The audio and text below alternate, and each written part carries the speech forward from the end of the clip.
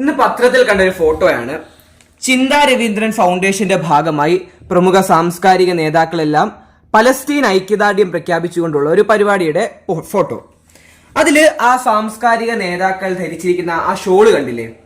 അത് പലസ്തീന് ഐക്യദാർഢ്യം പ്രഖ്യാപിച്ചുകൊണ്ടുള്ള ഏത് സമരം നോക്കിയാലും അവിടെ ആൾക്കാർ അവരോട് ഐക്യദാർഢ്യം പ്രഖ്യാപിക്കാൻ ഈ ഒരു ഷോള് ധരിക്കുന്നത് കാണാം. അറബ് ജനത ഫ്രീക്വന്റ് ആയി ഉപയോഗിക്കുന്ന ഒരു ഷോളാണിത്. ഇതിന്റെ പേര് കഫിയ എന്നാണ്. ആ ഷോളിന്റെ പേരാണ് കഫിയ.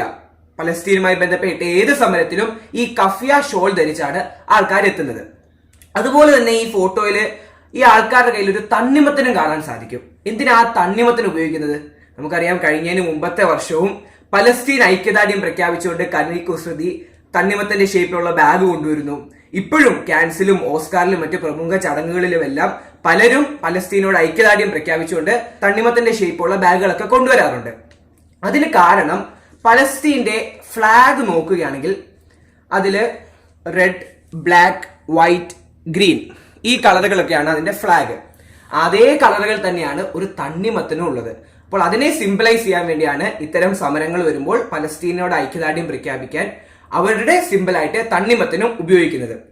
ഇനി ഈ തണ്ണിമത്തൻ വന്നതിന് പിന്നിൽ ചരിത്രപരമായ ഒരു സംഭവം കൂടി ഉണ്ടെന്ന് പറയുന്നു. 1967 സിക്സ് ഡേ വാർ നടക്കുന്ന സമയമാണ്. ജൂൺ 5 മുതൽ ജൂൺ 10 വരെ. അന്ന് അറബ് സൈന്യത്തെ എല്ലാം പരാജയപ്പെടുത്തിക്കൊണ്ട് ഇസ്രയേൽ അവരുടെ മേലുള്ള ആധിപത്യം അങ്ങ് ശക്തമാക്കുന്നു. അങ്ങനെ അവര് പൂർണ്ണ ആധിപത്യം നേടിയപ്പോൾ ഇസ്രയേൽ ആദ്യം ചെയ്തത് ഈ പലസ്തീൻകാർക്ക് കൊടി വേണ്ട, അവർക്കിനി ആ കൊടി ഉപയോഗിക്കാൻ പറ്റില്ലെന്നും പറഞ്ഞ് ഈ കൊടി അങ്ങ് നിരോധിക്കുന്നു. കൊടി ഉപയോഗിക്കാൻ പറ്റുന്നില്ലല്ലോ. അന്ന് തൊട്ടാണ് ആ കൊടി നിരോധിക്കൽ പ്രഖ്യാപിച്ച ദിവസം മുതൽ ഈ പലസ്തീൻകാര് തണ്ണിമത്തൻ അവരുടെ സിംബലായി ഉപയോഗിക്കുകയൊക്കെ ചെയ്തു.